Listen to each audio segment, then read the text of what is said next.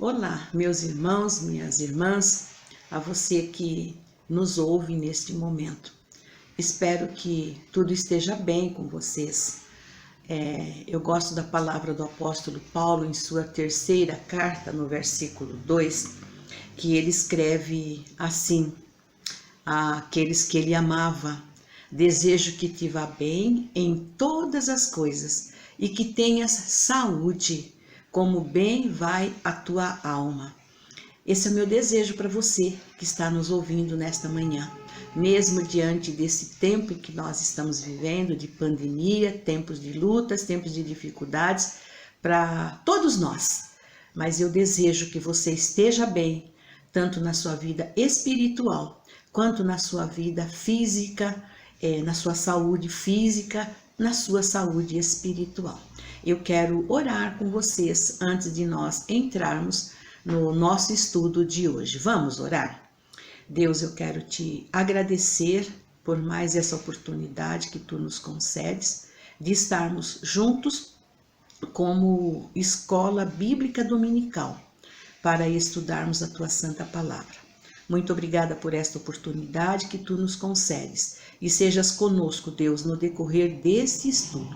Que o teu Santo Espírito fale aos nossos corações, que ele seja o nosso professor, que ele seja o nosso orientador. Obrigado, Deus, pela Igreja Batista em Brás Cubas, que tem se preocupado em continuar pregando a tua palavra através da escola bíblica dominical. Abençoe cada pessoa que há de ouvir, que estará conosco neste estudo, que o Senhor possa contemplar estas vidas com a tua graça, com a tua paz, Deus. Nós oramos assim, em nome do teu Filho Jesus Cristo. Amém. Vocês já devem me conhecer, eu sou a Tereza Brás, sou professora da classe Boas Novas da Igreja Batista em Brás Cubas. Nós estamos estudando as duas cartas de Paulo aos Tessalonicenses e hoje nós vamos continuar o nosso estudo. Antes de nós entrarmos no nosso assunto de hoje, eu quero pedir desculpas a vocês por uma falta que cometi no nosso estudo do domingo passado. Quase já no final do estudo, quando nós estávamos falando sobre o homem do pecado, sobre a tribulação, sobre o arrebatamento da igreja, eu disse que a igreja não passará pelo arrebatamento. Está errado. A igreja, ela vai sim ser arrebatada. O que eu quis dizer naquela ocasião é que a igreja não passará pela grande tribulação. A igreja passa sim por tribulação. Isso foi o que Jesus disse desde o princípio. Os apóstolos também falaram que no mundo nós teríamos aflições, tribulações, lutas e dificuldades. Paulo disse numa certa ocasião que com muitas tribulações nós entraremos no reino do céu.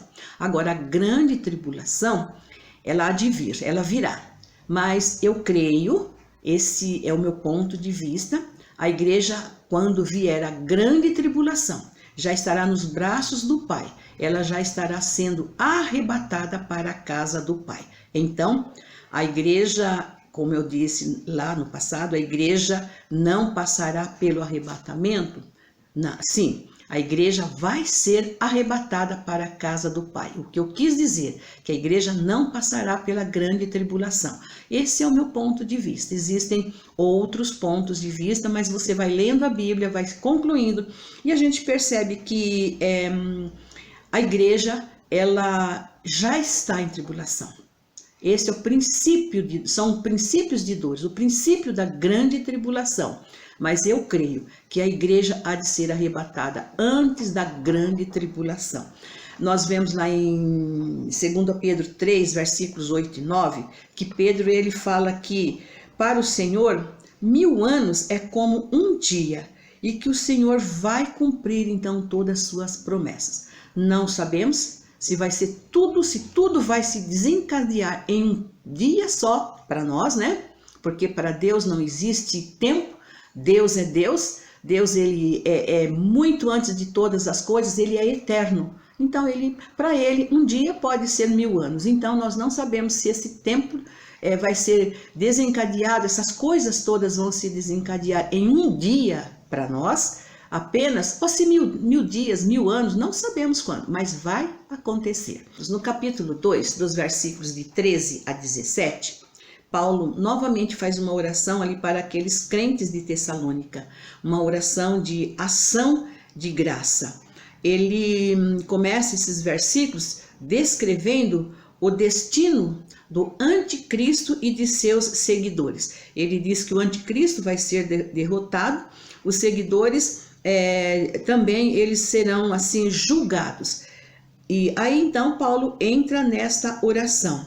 Eu quero lembrar e ver com vocês nos versículos de 13 a 14 que nós encontramos aqui um tesouro muito valioso, um tesouro de ensino nestes versículos.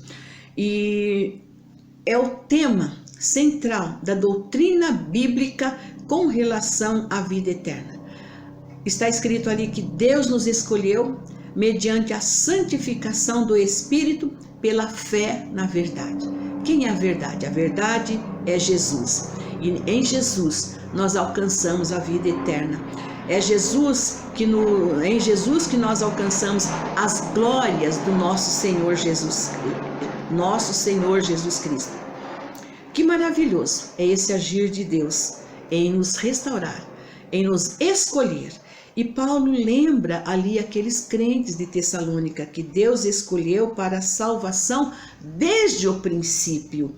Devemos lembrar que Deus ele escolhe alguns para a salvação, mas que Deus ele não manda ninguém para a perdição. Ele não escolhe ninguém para a perdição, como muitas pessoas podem assim pensar. Deus ele deu o livre arbítrio para o homem escolher ou seguir a verdade ou seguir a mentira. Se vocês perceberem no verso 11, está escrito que Deus ele enviará a operação do erro para que o mundo, as pessoas que não querem crer nele, creiam na mentira. Ou então, o homem crê em Jesus Cristo, que é o caminho, a verdade e a vida, ou então ele crê na mentira. É interessante também nós notarmos que é o Espírito Santo que nos separa, que nos santifica, que nos chama do mundo mediante a nossa fé em Jesus Cristo.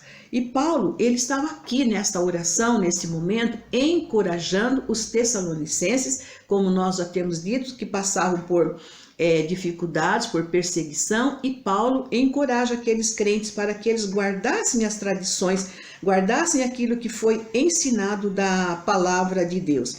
E Paulo fala que foi Deus, o Pai de nosso Senhor Jesus Cristo, que amou aqueles tessalonicenses e que ele também nos ama. Foi Deus quem deu seu Filho para que, pela graça, nos dá uma eterna salvação. Paulo pede que Deus consolasse o coração dos tessalonicenses e confirmasse em toda boa obra e para a boa palavra. Somos amados do Pai e dele nós recebemos uma eterna consolação através do teu Santo Espírito. Recebemos boa esperança. Que gostosa esperança é nós lermos a palavra dele e sabermos que ele é fiel, que tudo vai se cumprir. Se nós continuarmos buscando a ele, nós então teremos a vida eterna com ele para todo sempre. E enquanto isso, nós devemos estar comunicando o evangelho, seja dentro da igreja ou seja fora da igreja. Agora nós vamos passar para o capítulo 3, primeiramente os versículos de 1 a 5, que Paulo ele faz várias exortações práticas, ele continua nas suas exortações práticas para com aquele crente de Tessalônica. Paulo, por todas as igrejas onde ele passava, ele sempre pedia oração, ele orava pela igreja e ele pedia oração também por ele, para as necessidades dele. E aqui nesses versículos nós encontramos que Paulo está pedindo para que os irmãos orassem por eles em 3 necessidades especiais. Primeiro, pela propagação da mensagem, a proclamação, a continuação da propagação da mensagem. O segundo ponto, pelo triunfo da mensagem com que ela fosse glorificada. E o terceiro ponto, pela preservação dos mensageiros, ou seja, para que eles fossem livres dos maus, dos perversos, daqueles perseguidores que eles já encontravam naquela época. Isso você pode encontrar no versículo 2 do capítulo 3. Interessante que os pedidos de Paulo sempre foram para o progresso e a pregação do Evangelho de Cristo, para que os seus companheiros de ministérios, Silas, Timóteo, Pedro, que eles também pudessem ser livres para eles continuarem pregando o Evangelho, para que o Evangelho avançasse por todo o mundo. E Paulo continua falando nesses capítulos, nesse capítulo 3, que a fé não é de todos, mas o importante era que eles pregassem o Evangelho, porque mesmo que nem todos tivessem fé, nem todos se convertessem ao Senhor Jesus Cristo, o importante era que eles continuassem pregando o Evangelho, que eles fossem livres das tentações, que pudessem viver no mundo como se não estivesse no mundo, já estivesse com Cristo, pregando a palavra de Deus. E nós também, os cristãos, nós podemos confiar no Senhor, se nós observarmos os seus mandamentos. E Paulo, ele exorta então aqueles cristãos lá em Tessalonicenses para que eles firmassem cada vez mais no amor de Deus, firmassem-se em Jesus Cristo, que eles fossem constantes em Cristo. E isso significa que eles precisavam ter a paciência de Cristo, como nós também hoje precisamos muitas vezes ter a paciência de Cristo, ter o amor de Cristo para com os homens perversos e maus, para com seus perseguidores. E não é diferente para nós hoje também. Era isso que Paulo sempre pedia em suas orações. Isso faz toda a diferença. Quando nós oramos pelos nossos inimigos, Paulo era perseguido, mas ele sempre estava orando pelos seus inimigos. E o próprio Senhor Jesus Cristo, ele ensina, lá em Mateus 5, 44 e 45, para nós orarmos pelos nossos inimigos, amar os nossos inimigos, fazer bem aos que nos odeiam, nos perseguem, orar por aqueles que nos maltratam. E por que tudo isso? O final desses versículos, ele fala assim: para que sejais filhos do vosso Pai que estás nos céus. É difícil, mas precisamos orar, interceder pelos nossos inimigos, por aqueles que perseguem a nossa vida como cristãos. Depois, nos versículos de 6 a 15, nesse mesmo capítulo, Paulo ele exorta os insubordinados. Se vocês verem lá no versículo 11, está escrito assim: porquanto ouvimos que alguns entre vós andam desordenadamente, não trabalhando, antes intrometendo na vida alheia. Mas por que então Paulo fala isso à igreja dos Tessalonicenses? Porque os cristãos em Tessalonicenses, após serem instruídos por Paulo sobre a volta de Cristo, sobre o dia do Senhor, sobre a ressurreição dos mortos, eles estavam abandonando o trabalho. Eles aguardavam a vinda do Senhor já lá no passado, há 2000 anos atrás. Então, para eles, para que trabalhar?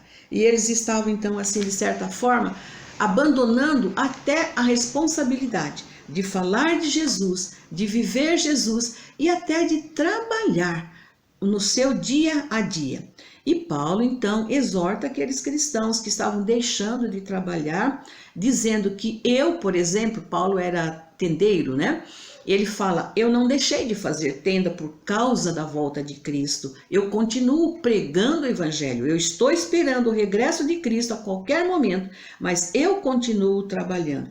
Paulo falou assim, até duro com aqueles cristãos. Ele disse assim, que ele não comeu o pão ali de graça, mas ele sempre trabalhou. E ele diz lá no versículo 10, que quem não trabalha não coma. Olha que palavra dura que Paulo disse aos Tessalonicenses. E em segundo lugar, ele fala assim: alguns dentre vós, no versículo 11, né? Alguns dentre vós estão intrometendo na vida alheia. Ou seja, muitos estavam cuidando dos afazeres das outras pessoas, eram praticamente pessoas desocupadas, que ao invés de cuidar da sua própria vida, estavam tentando cuidar da vida dos outros. Olha que coisa atual nós temos, que Paulo escreveu isso para a igreja de Tessalônica há quase 2000 anos atrás. E, enfim, muitos ali estavam cuidando dos afazeres dos outros, não cuidavam dos seus próprios afazeres. E diante de tudo isso, Paulo exorta, Paulo orienta a igreja. E nós vamos ver então como Paulo orientou aquela igreja. Que aparteis de todo o irmão que anda desordenadamente. No versículo 6 nós encontramos este mandamento, esta palavra de Paulo. Foi uma ordem àqueles cristãos verdadeiros ali em Tessalônica, daqueles que estavam em harmonia ali na igreja, e outros ali estavam de certa forma perturbando o trabalho da igreja. Então Paulo fala, olha, vocês devem apartar-se desses que estão propagando desordem dentro da igreja. Mas Paulo também ele exorta, que, como eu falei agora há pouco, foi uma palavra dura, uma palavra grave de Paulo. Mas ele fala, não era esse motivo de excluir, de abandonar de certa forma ou totalmente aqueles irmãos. Eles ainda eram considerados como os irmãos. Paulo ali chama de irmãos. E não como inimigos. Eles deveriam então ademoestar esses irmãos com amor, com carinho. O mais importante era que aquele irmão, aquele grupo que estava causando estas desordens na igreja, era mais importante serem ademoestados, corrigidos com amor, que eles fossem restaurados. Era necessária, sim, a disciplina. Os irmãos que estavam firmes, de certa forma, deixar aqueles irmãos que estavam ali causando esses problemas de escanteio. Mas não era para abandoná-los, era para cuidar deles com amor e com disciplina. Era necessária a disciplina para que eles se corrigissem, para que eles voltassem à comunhão com os demais irmãos. Aí nós vamos encontrar nos versículos de 16 a 18 a bênção e saudação do apóstolo Paulo. Ele diz assim: o Senhor seja com todos vós. O Senhor da paz vos dê paz em todas as circunstâncias, em todos os momentos. Como vimos, os cristãos ali em Tessalônica, eles passavam por lutas, por perseguição, eles eram atribulados, mas Paulo sempre escreveu exortando para confortar, para ajudar, para animar, para que aqueles cristãos, eles permanecessem firmes da fé, eles não se desviassem. Como nós falamos há pouco, existia problemas naquela igreja. Se nós estudarmos várias igrejas lá do Novo Testamento, as igrejas primitivas, elas tinham problemas, elas tinham dificuldades, sim, mas os apóstolos sempre incentivavam aquelas igrejas.